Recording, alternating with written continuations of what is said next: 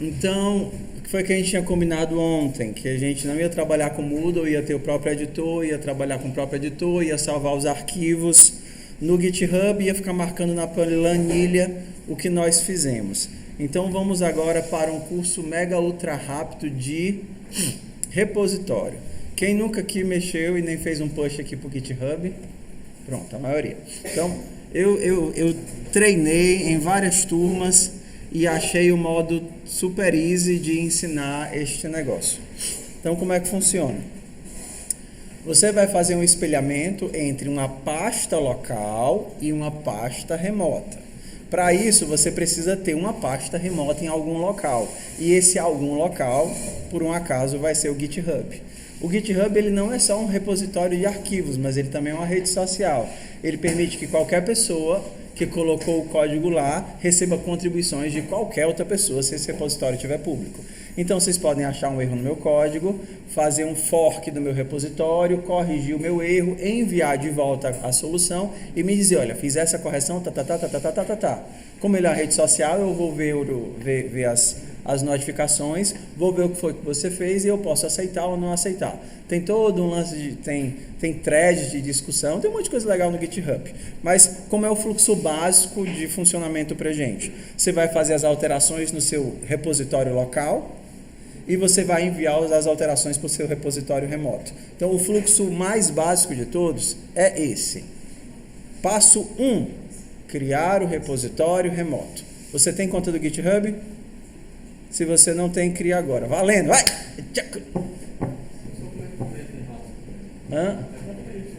Traço. Dash. Não, ó, eu vou fazer, vai ficar gravado e qualquer coisa vocês fazem em casa, porque a gente já passa essa etapa. Eu sei que vocês conseguem desenrolar facinho. Desse jeito aqui não tem perigo de errar. Então eu vou criar uma aqui. github.com, criei a minha conta, CNAPK. Não tinha conta, acabei de criar uma conta, temos uma conta. Então eu vou criar um repositório. Vou clicar aqui nesse maisinho e vou colocar novo repositório. E aí você dá um nome significativo para o seu repositório. Por exemplo, pode ser funcional, ou disciplina de funcional, ou sei lá o que. Eu vou colocar aqui funcional. Então o nome do meu repositório é funcional. Mas agora presta bem atenção que esse passo é muito importante. Para ficar fácil, você tem que marcar bem aqui. Você está vendo essa caixinha aqui? Bem aqui embaixo? Essa caixinha faz com que o seu repositório não seja criado vazio, mas ele já tenha um arquivozinho inútil, mas que ele já tenha algo. O fato de ele ser criado com conteúdo permite de cara que você consiga cloná-lo para a sua máquina e já começar as alterações. Ok? Então você vai marcar isso daqui para o repositório não ser inicializado vazio e vai criar o repositório. O repositório que ele é criado, ele tem um link. E é esse link a forma como você vê o repositório remoto. Pronto, está vendo esse link aqui? Normalmente é composto por github.com, o seu login e o nome do repositório. Dado o link do repositório, não o link da pasta, não o link do arquivo, o link do repositório, você vai para algum local no seu computador. Por exemplo, se você estiver no Windows, funciona da mesma forma. Você vai para algum local do seu computador, por exemplo, venho para cá, que você quer colocar essa pasta local que vai espelhar a pasta remota. No caso, eu quero colocar nessa minha pasta aqui. Se vocês estiverem usando o Windows, vocês vão instalar um programinha chamado Git for Windows. Git for Windows, que ele vai te dar um prompt de comando como se fosse um prompt de comando do Bash, ok? E aí você vai poder fazer exatamente, você chega na pasta do Windows que você quer guardar o seu repositório, clica com o botão direito e vai ter assim, abrir com o Git Bash. Aí você vai abrir o repositório exatamente nessa pasta, diz? Não, quando você instalar o Git for Windows, você que está no Windows, aí você vai ter tipo porque o prompt de comando do Windows é o CMD. E o CMD é muito ruim, é muito limitado. Então tem quando você instala o Git para Windows, ele já vem com o Bash, que é esse interpretador de comandos. Ele puxa um monte de pequenos comandos do Linux, entendeu? GNU. Então você teria, por exemplo, no Git Bash, que é um Bash, você vai ter o ls para mostrar os arquivos, o cd para trocar de diretório, o mkdir para criar uma pasta, ok? Então qual é a ideia? Que você possa dar uns comandos básicos no Git.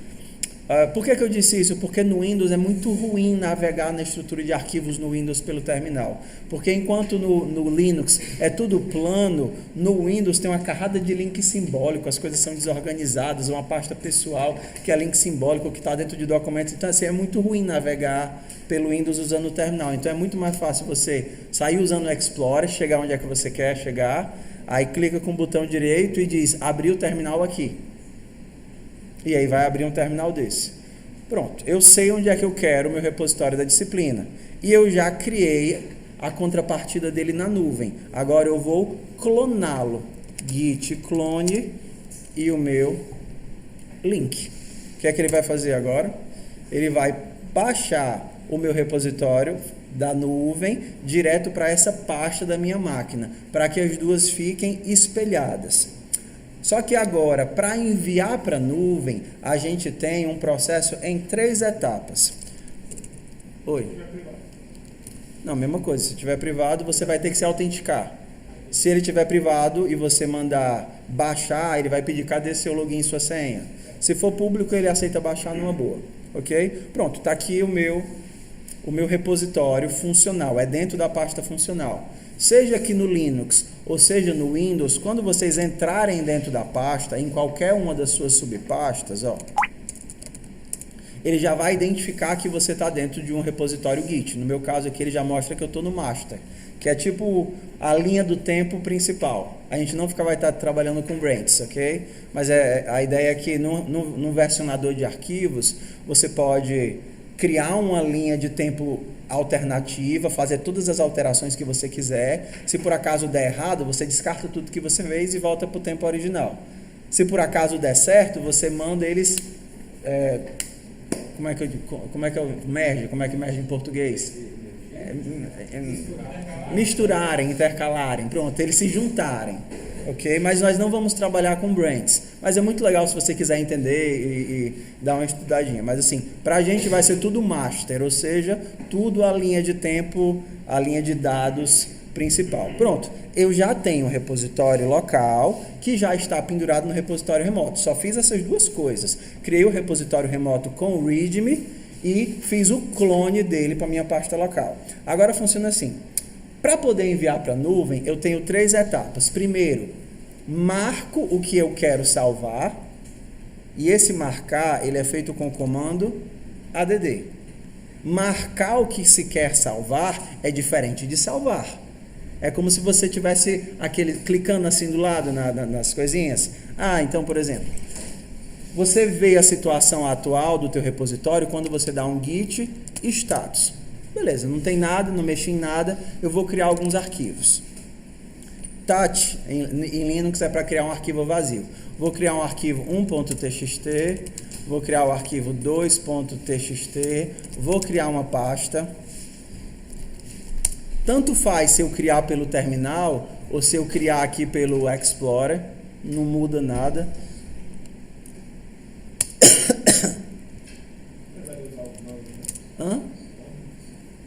Não, tanto faz, você pode criar por onde você quiser. O que interessa é que, a partir de agora, toda a tua pasta e subpasta está sendo monitorada. Então, por exemplo, se eu der um git status, eu vou ver o que é que tem de novidade, ou seja, o que é que tem de alteração. Tem que existem vários arquivos que não estão sequer rastreados pelo repositório. O 2.txt, o 1.txt, o empty bash. Eu posso marcar que eu quero salvar esses arquivos usando o quê? add. Então, git add marca que eu quero esse arquivo. Tá, estou com vontade de salvar o 2. Então, se eu der um git status, ele vai dizer, olha, o 2 está no ponto de ser salvo. No ponto de ser, o termo no git é comitado. Comitar é pegar aquele monte de arquivos que você marcou e fazer uma versão deles, uma versão que vai ter um número, que vai poder ser resgatada dentro do histórico de versões, ok? Então você pode marcar, desmarcar, marcar, desmarcar, recuperar, desrecuperar, mudar, analisar, comparar, mas no fundo você vai, no final de tudo, decidir o que é que você quer adicionar. Git status. Eu também quero adicionar o 1.txt. 1.txt. Git add 1.txt. Aí você diz, beleza. Então, agora que eu já sei o que é que eu quero salvar, eu vou fazer o segundo comando, que é o git commit. O add marca o que será salvo e o commit salva local. Só que todo save é importante que tenha uma informação dizendo o que é que aquele save representa. O que é que esse save representa? Então, por isso que a mensagem do commit, o comando do commit normalmente pede uma mensagem.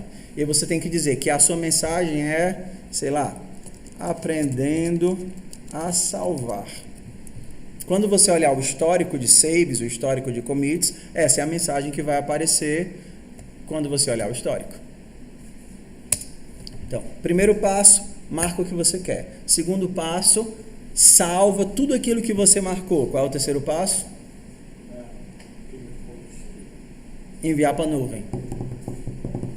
Então, o terceiro passo é enviar para a nuvem. A gente dá um git push. Vai-te embora. Pega o beco, capa o gato. Hã? Não. Vai o último save. Ele faz com que o meu último save, ou seja, o meu último commit, vá integralmente para a nuvem. Por exemplo... Não, ele continua na pasta. Ele só, é diferente do Dropbox, que quando você salva uma coisa, automaticamente ele já é refletido, ele atualiza na nuvem.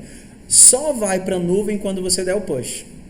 Por exemplo, se eu der um git status, ele vai mostrar, ei, tem um arquivo aqui que não está rastreado. Tudo bem, eu só quero salvar aqueles que eu marquei. Então agora a gente vai mandar para a nuvem, git push origin master. Vai ser sempre esse comando, porque sempre vai ser o ramo principal, sempre vai ser o repositório padrão, e o push quer dizer push, pega o beco, empurrar, né? Isso nem tira da pasta, ele precisa adicionar, aí depois... Não, se eu sair da pasta, ele nem mais enxerga o repositório. Então eu tenho que estar dentro da pasta para poder fazer o commit, o add, o push. Você pode estar em qualquer lugar dentro da pasta, em qualquer uma das subpastas. Quando você dá um comando git, qualquer coisa, ele procura. Ei, tem uma estrutura de git aqui? Não. Aí ele sobe um nível. Tem uma estrutura de git aqui? Não. Aí ele vai subindo um nível. Se ele chegar até o root e não achar nenhuma estrutura de git, então ele percebe que ele não está dentro de um repositório que está sendo monitorado. Daqui a pouco eu mostro como é a estrutura, tá? Então vamos aqui. Aí ele está pedindo, para eu poder sobrescrever o repositório remoto, eu tenho que me logar, porque só quem pode fazer sou eu ou as pessoas que têm permissão para isso. No meu caso, eu coloco o meu login e coloco a minha senha e eu errei. Quem disse que ia ser tão fácil, né? Meu login e minha senha e tcharam, tcharam. Pronto. Então, se eu vier para cá e dar um F5, quem é que vai aparecer? O 1 e o 2. O quê? Se eu não tivesse criado um repositório com arquivo, não. Porque eu não consigo clonar um repositório que está vazio. Eu poderia fazer com outro fluxo de trabalho, mas aí é melhor a gente aprender de um jeito só. E pronto, aqui ó, o 1 e o 2. E aí a gente continua no mesmo loop, entendeu? Sabe aquele arquivo empty bash que eu criei? Eu vou criar aqui, eu vou mover ele para dentro da pasta. Vou mover o empty bash para... Vou fazer nem por aqui não, porque às vezes as pessoas acham que as coisas só funcionam pelo terminal, né? Esse cara aqui, eu vou mandar para dentro da pasta e vou mudar o nome dele para Ninja. Se eu der um git status aqui, ele já vai mostrar, ei, existe uma pasta que não está sendo rastreada. Como é que eu marco ela? Git add, pasta. Ou então, normalmente, como eu faço, você pode estar no root do repositório, no caso eu estou aqui no root do repositório, e dizer, olha, eu quero salvar tudo que tem no repositório. Então agora se eu der um git status, vai mostrar que eu tenho um novo arquivo para ser comitado. Só um detalhe, remoções também são alterações no repositório. Se eu por acaso apagar um arquivo, vou apagar aqui o arquivo 1.txt e der um status, ele vai dizer o quê? Olha, tem uma alteração pronta para ser salva, que é o novo arquivo que você criou. E tem uma alteração que ainda não foi marcada para ser salva, que no caso é o quê? A remoção do 1. Se eu não marcar que eu quero que a remoção do 1 seja efetivada, eu não vou remover ele da nuvem. Diz. Mas ele vai sempre te avisar mesmo que eu não quero que ele remova da nuvem? Perdão, repete. Porque assim, eu posso colocar o git rm file para ele atualizar e apagar lá também, né? Exato. E se eu quiser que ele não apague? Você queria que apague o local, mas não apague o remoto, não faz sentido, porque eles têm que se refletir um ao outro, né? O que pode acontecer é você querer ter arquivos locais que não vão para a nuvem e que você vai ignorar, entendeu? Por exemplo, deixa eu só continuar aqui, aí eu ignoro alguma coisa. Ó, eu quero que a minha remoção seja salva na nuvem, não seja uma remoção só no meu temporário. Então, git add, eu posso mandar adicionar o 1.txt, que é marcar a minha remoção, ou eu posso só dizer tudo que foi feito de alteração na pasta atual. E agora, se eu der um status, ele vai mostrar aqui quais são as minhas alterações. Eu tenho um novo arquivo e eu tenho um arquivo deletado. Deixa eu mudar aqui outra coisa, eu vou mudar o 2, e aí eu vou escrever alguma coisa no 2.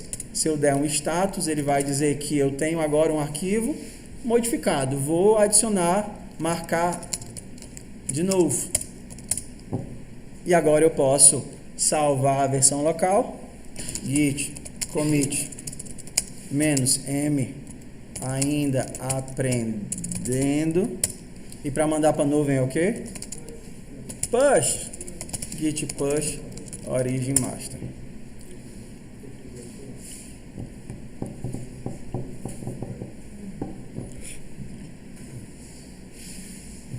Então, o fluxo básico é esse. Tudo que vocês alterarem na pasta local, seja porque você renomeou, seja porque você deletou, seja porque você mudou de lugar ou alterou, marca, salva e envia para a nuvem. Entenderam como é? Only this. Deu push, já foi tudo lá para repositório remoto. Está atualizando. E aí ele salva o histórico de tudo que foi realizado. Por exemplo, eu fiz 3 commits aqui. Eu posso ver todos os commits que foram feitos.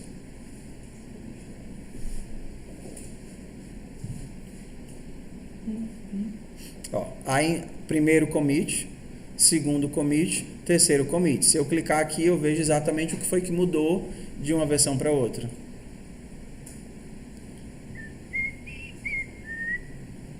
Ok? 2 arquivos, 2.txt. Eu só adicionei esses caras, né? Não fiz nada além de adicionar esses caras. Tudo bem, meu povo. Então, esse é o básico do básico. Fora o extra básico, você tem 1 zilhão de funcionalidades para 1 zilhão de necessidades diferentes. Por exemplo, trabalhar com várias pessoas ao mesmo tempo, as duas tentam fazer a mesma alteração, dá um conflito, você resolve o conflito. Mas para nós que vamos trabalhar só nós e Deus e o nosso repositório, é só isso que precisa. Talvez o que é que ainda falte? Se por acaso você está trabalhando de 2 máquinas, você não tem notebook. Então, quando você chega no laboratório, você quer baixar o seu repositório e continuar fazendo os códigos no seu repositório. Então, você faz, basta que você saiba isso daqui. Faz de conta que agora eu vou para outra máquina, tá certo? Máquina 2, ok? Estou aqui em outra máquina, uma máquina nova que eu acabei de chegar. Não tem nada aqui, mas eu sei o endereço do meu repositório. Então, como é que eu faço para baixar meu repositório? Git clone.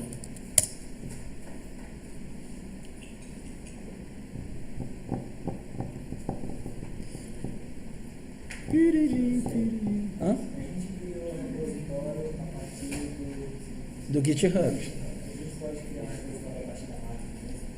Pode. Mas eu mostrei só um fluxo para não ter que mostrar vários fluxos diferentes. Você pode criar um repositório só local, depois vincular com o repositório remoto, ter vários repositórios remotos diferentes, um que é o principal, outro que é o secundário, sei lá, um monte de coisa. Ah, coração alado, diz? Lá na tabela, tem que botar o link do nosso repositório que a gente criou. Exato. Você quer o repositório com a foto? Você quer? Tá. O repositório, se vocês puderem, coloquem uma foto, não precisa ser gigante não. Basta uma fotinha lá na entrada do repositório. Oi. É porque tu não colocaste o menos "m". Como tu não colocaste o menos "m", ele pediu para você salvar a mensagem. Ctrl X. Ó, pessoal, só a última parte do fluxo de trabalho. Ó, fui para uma máquina nova, quero os meus dados, eu fiz o quê? Clone. Aí eu tô aqui na minha máquina nova. Aí entrei aqui no meu repositório. Aí criei um arquivo novo.txt. Aí adicionei aqui o arquivo novo. Aí o professor diz: bom, galera, saindo. Aí você, meu Deus, git add novo, git commit "-m", novo arquivo, git push. Espera aí, professor, só um instantinho. Git push origin master. Desliga a luz não. Vai, internet maldita.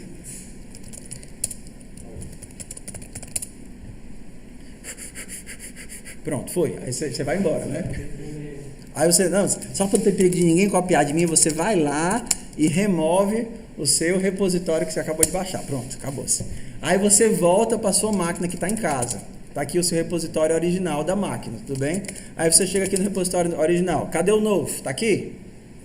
Não, porque ele ainda está onde? Na nuvem. O push manda e o pull puxa de volta. Então você vai assim, vou recuperar tudo que fiz. Git pull origin master.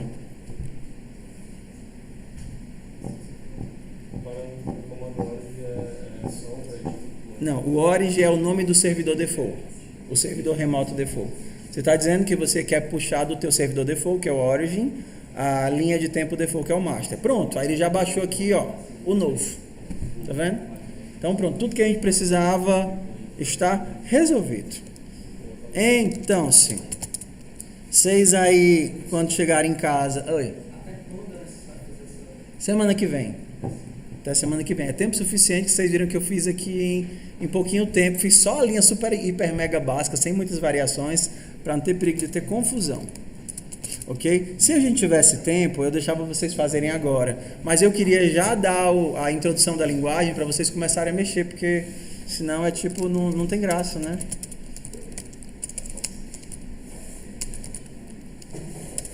Ó, deixa eu mostrar aqui como é que a instalação funcionando, como é que é. CD Dropbox Git cena funcional. Esse daqui é o repositório da disciplina, tá? Esse é o repositório da disciplina e tudo que tem aqui é o que está lá no GitHub. Não é esse não que eu quero mexer. Tá, pronto, tá aqui. Esse daqui é o README, tá? Então, tá. Aqui tem o linkzinho de instalação. Cadê? Tá aqui, ó, instalação do ambiente. Eu fiz até uma atualizada nele. Quando você instalar o ambiente, você vai ter alguns comandos disponíveis. O primeiro é a IDE do Haskell, que vem com o comando hi. Essa é aquela coisa, hi. Ok? Tudo bem? Haskell IDE Engine, que é o que o VS Code vai utilizar para, por exemplo, fazer autocompletion e todas essas bregaçaral. Então, se você estiver no Linux, é só seguir o passo a passo aqui que não tem errar. Copia, cola, espera. Copia, cola, espera. Copia, cola, espera. Copia, cola, espera. Tem aqui as orientações. Abra o arquivo .profile, adicione essa linha no final.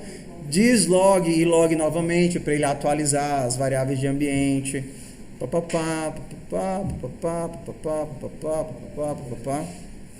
E aí, quando você terminar, você vai ter alguns comandos. O primeiro é o GHC, que é o compilador do Haskell.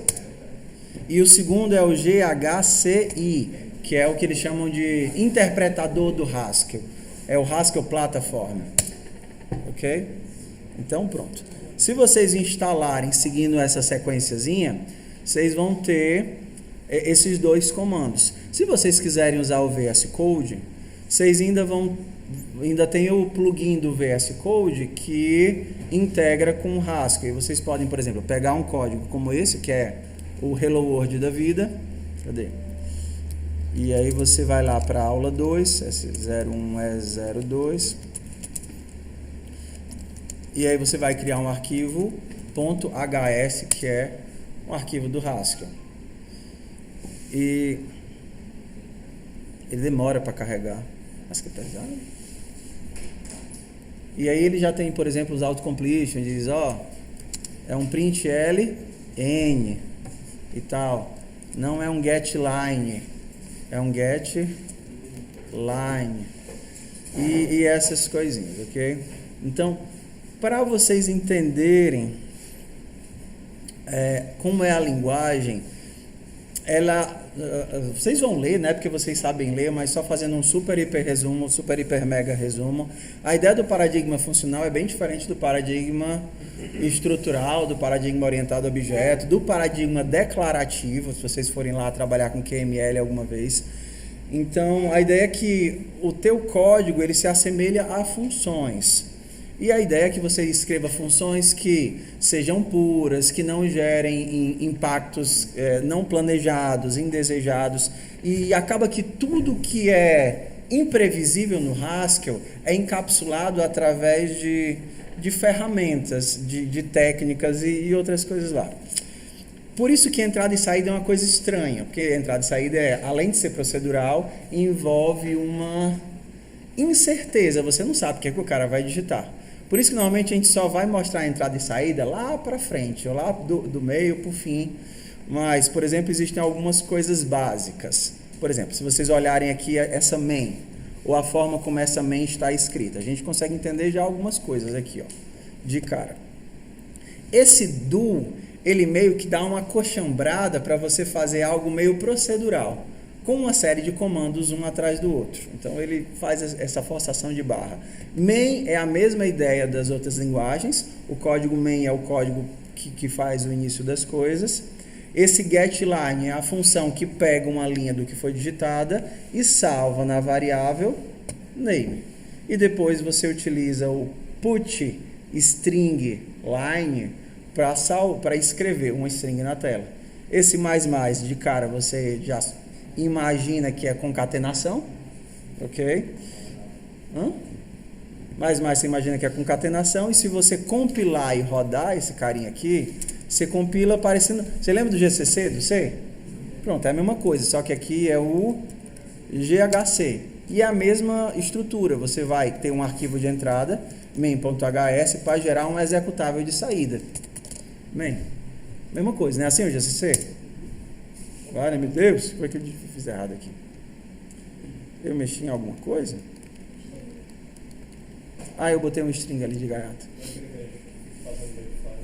Não. Eu falo já como é que são as atividades, tá? Vamos só aqui no ritmo. Aí ele diz, ei, cara, tem alguma coisa errada. Eu sei. Pronto. Compila, e agora você tem um executável. Roda main. Qual é o seu nome? Eu sou o Lex Luthor. Hello, Lex Luthor, you rock.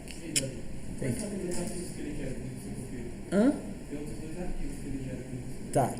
Ele gera outros dois arquivos que são os arquivos temporários. É o main.o, que é o código objeto, e o main.high, que eu não faço a menor ideia do que é. Sei não. Code. Sei lá. Esse tem cara? Não, deve ser um binário. Ele é um binário também. Não sei para que ele serve, não. rm main.high e main.o. Então,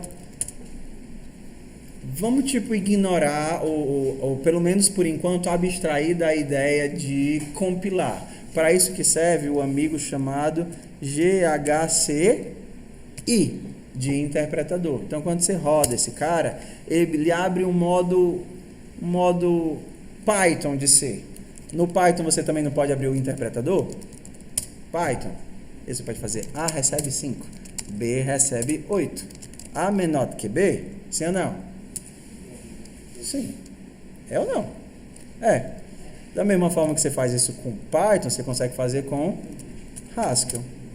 A recebe 5, B recebe 7. A é menor do que B? Legal, né? Ok? Então, só isso daí já é suficiente para nós seguirmos a quase maior boa parte daquele tutorial inicial que foi colocado para nós seguir. Ih, eu fechei. Peraí.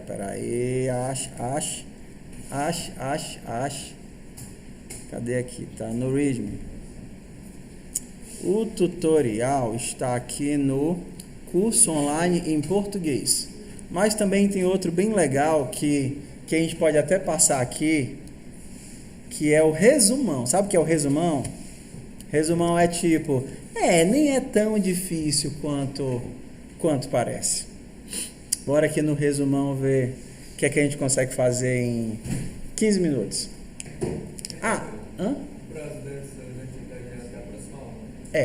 Então vamos lá. Até a próxima aula vocês têm 2 objetivos, tá certo? O primeiro deles é ali até o capítulo 3 e ir testando. O quê? Desculpa, até o 2, me perdoe.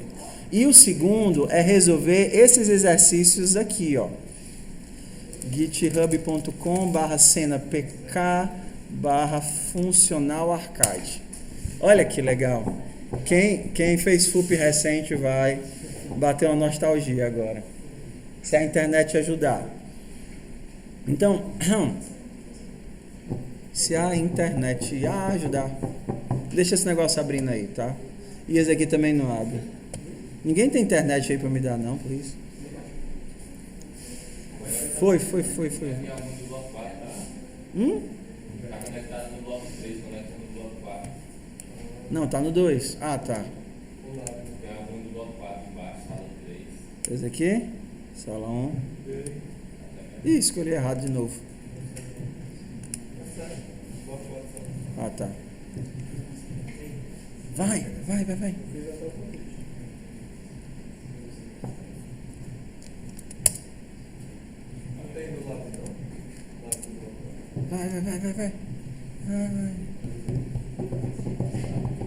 Então, para que vocês não tenham que fazer o processo de entrada e saída e poder só pensar nas funções, todos esses pequenos exercícios, eles já lhe dão toda a parte de entrada e saída, para que você só tenha que fazer as funções. Por exemplo, somar 2. Então, vamos lá. Escreva uma função que soma, que recebe 2 parâmetros e devolve a soma dos parâmetros. Eu já vou partir desse arquivinho aqui, que é o arquivo de partida, main.hs. Tá vendo aqui? O que é que ele já faz para vocês? Lê os números. Então eu vou pegar ele aqui e vou voltar lá para minha IDE. Ok? Então, já está pronta a entrada e a saída. Ou seja, a linha 1 ele pega do getLine, a linha 2 ele pega do getLine, depois ele faz o quê? O que é que vocês acham que essa linha faz? Converter para inteiro. Quem vem do Python tem mais ou menos uma noção, né? Você pega as linhas em string, mas você precisa converter essas linhas para inteiro. E depois, olha como essa instrução é bonitinha aqui. Você imprime o resultado da soma de x e y. O que é que está faltando a gente criar nessa questão? A função soma. Então você pode dizer lá que a função soma que recebe x e y retorna o quê?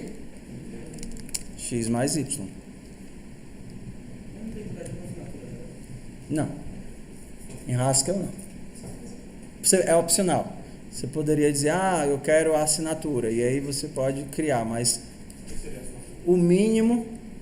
Mas eu tenho pouco tempo, bora. Tu vai seguindo lá e na sequência do tempo tu vai ver. Eu só vou compilar aqui só para mostrar, tá certo? Então, é esse daqui. GHC main.hs, o que é? Menos O main. E agora se eu rodar, ele vai pegar dois números, 4 e 5, e vai me devolver 9. Funciona como esperado. Então, você já tem toda a parte de entrada e saída, vocês só tem que implementar a função. Ok? Se vocês quiserem aqui. Então, além dos exercícios até o 3, né, até o capítulo 2, de sair seguindo, ficam esses daqui para vocês fazerem como atividade, né? Pegar o meio de uma lista, saber quantos números são iguais de 3 números, o maior de 3 números, somar os números ímpares, contar os negativos. E Haskell é tão fácil, pelo menos essa parte é fácil, que eu acho que em 10 minutos eu consigo mostrar para vocês quase tudo que vocês precisam saber para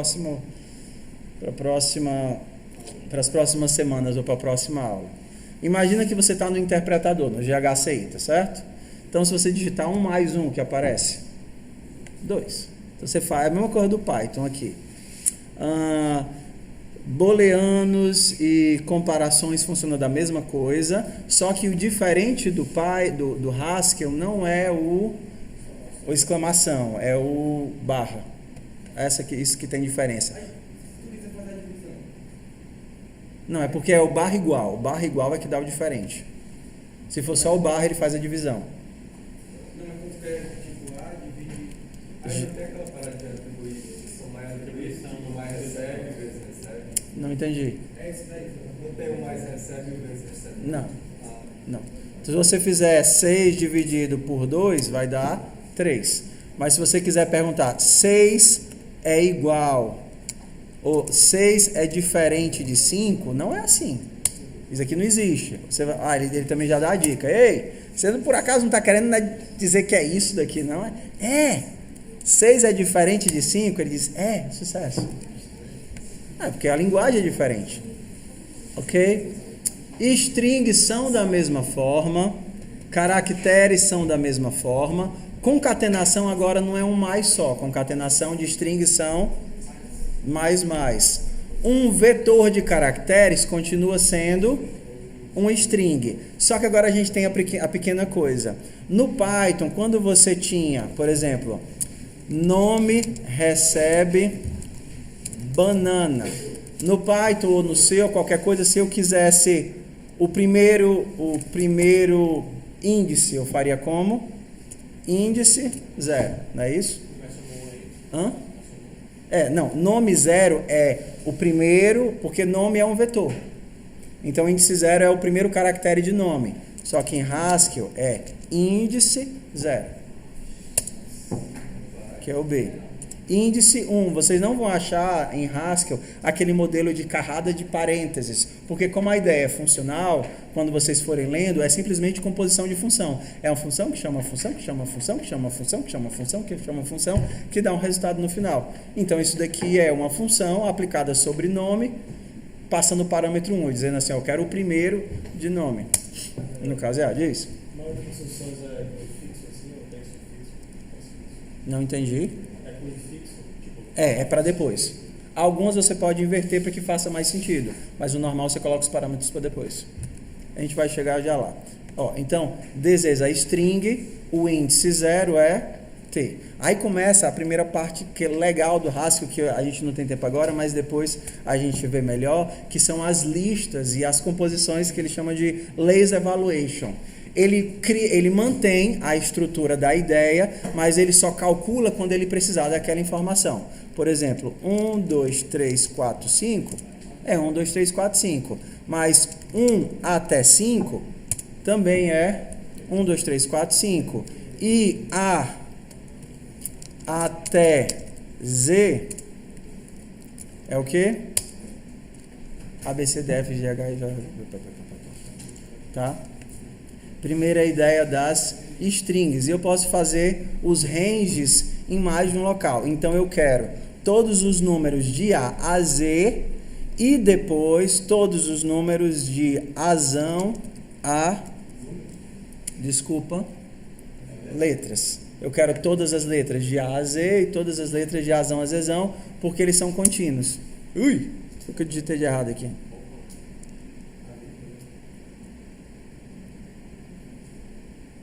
Posso fazer isso, não? Dois. Bota Azão a Zezão, pra ver se ele pega tudo.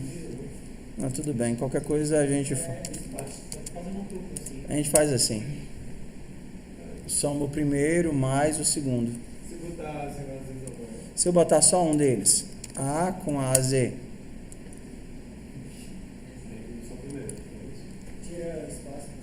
Ah, tá, desculpa. O zero é o incremento. Ah, tá. Vocês lembram do Python, da função range do Python, que estudou Python? Hã? Vocês vieram tudo do C? Ah, tá. Então, se você está lá no Python, você pode dizer assim. É porque elas são muito parecidas e tem muita coisa parecida. Ó, eu quero dizer, ó, eu quero ir do 1 ao 10. Aí ele vai. Eu tô. Python. Range. É assim mesmo? De 1 ao 10. É porque ele só avalia se eu precisar. Peraí. For i. Para todos os números de 1 a 10, print i.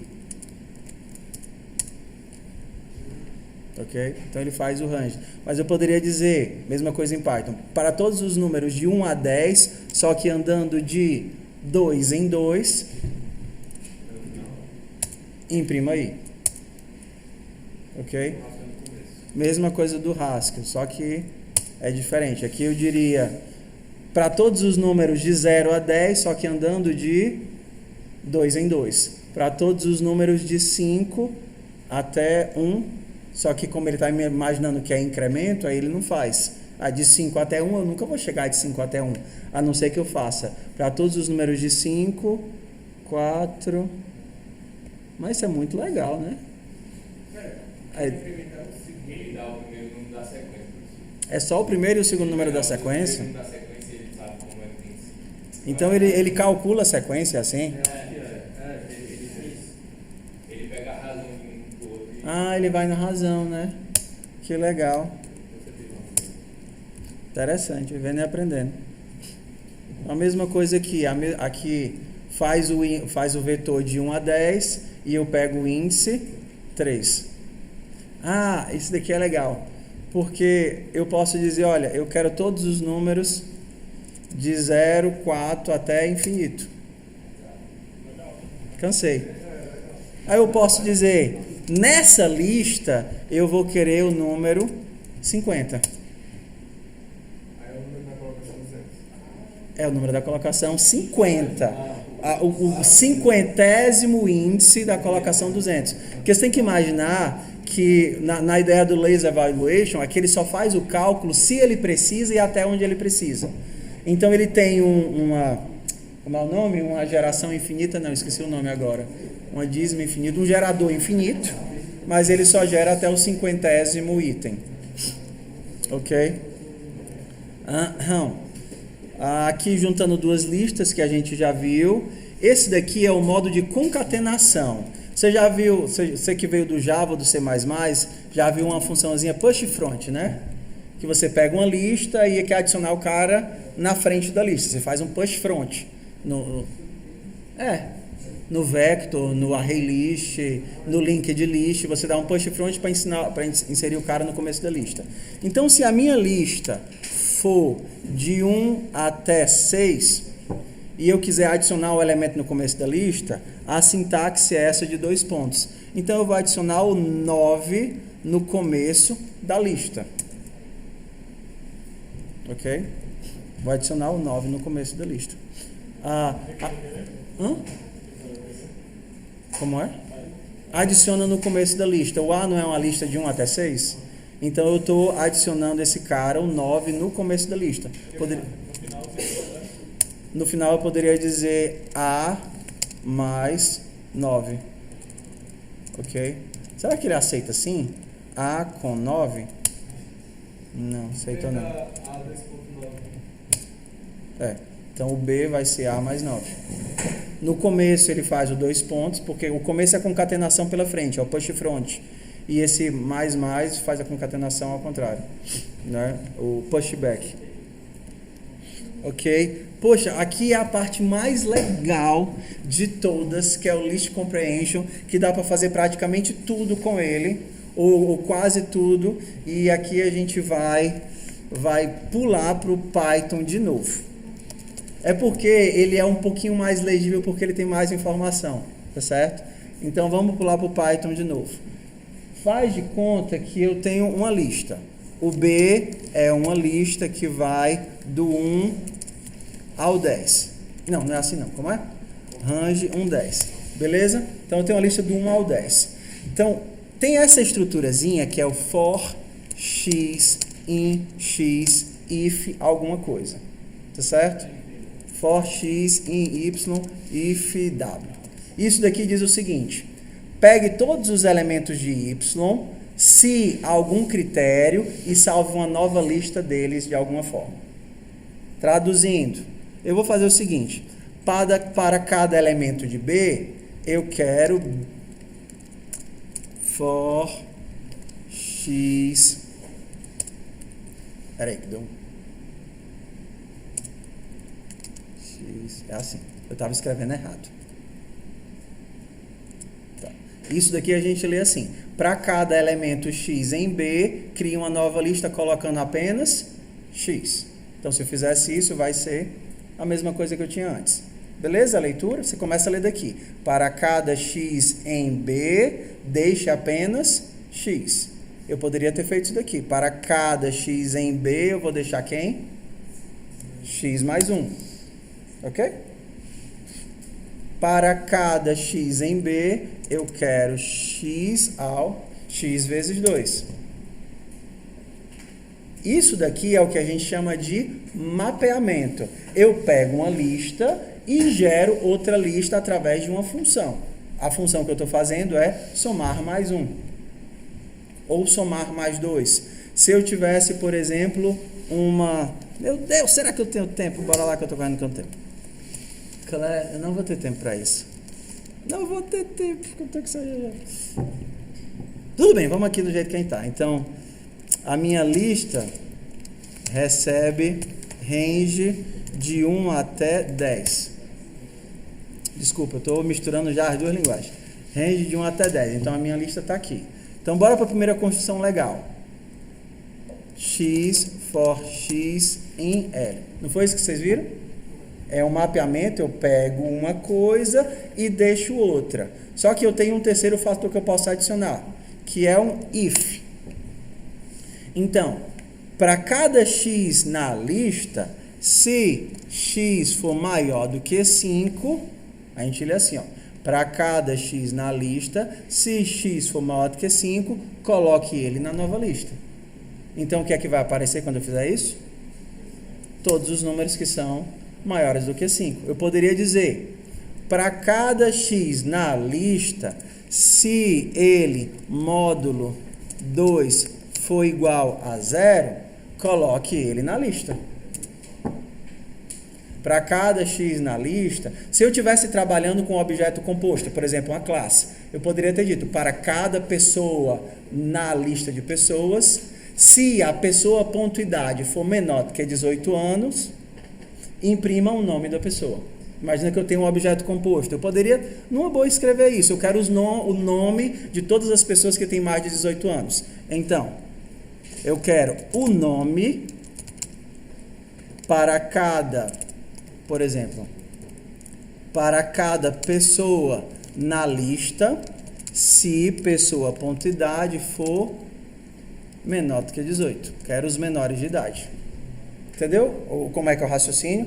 Para cada elemento da lista, aí se tiver um if, se esse elemento tiver essa condição, ou passar nessa condição, faz essa transformação para esse elemento. Beleza?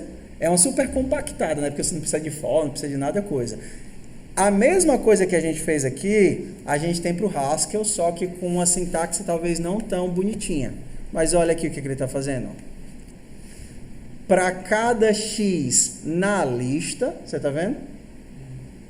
Faça x vezes 2. Aqui a lista é o quê? 1, 2, 3, 4, 5. X vezes 2 vai me deixar 2, 4, 6, 8, 10.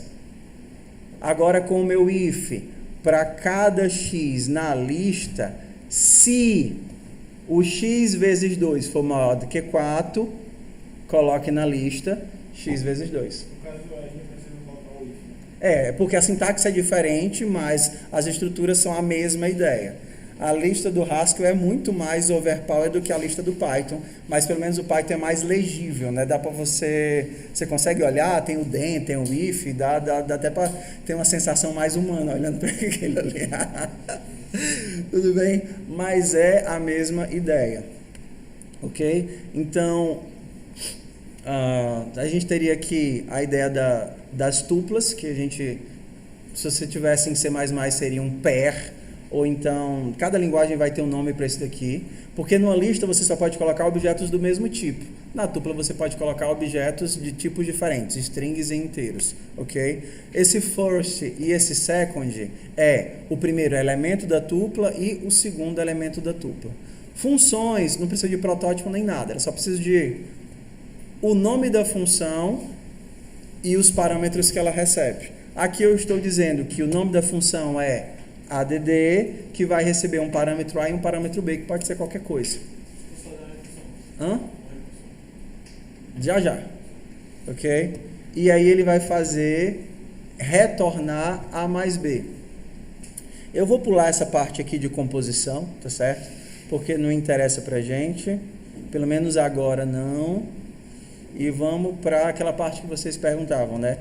5 é um inteiro, porque existem tipos, mesmo que eles não sejam explicitados, a gente diz que a tipagem não é explícita, como, por exemplo, também não é no Python, mas é tipagem forte, ou seja, ele não permite que você misture tipos livremente, você não consegue somar um inteiro com string, nem em Haskell, nem em Python.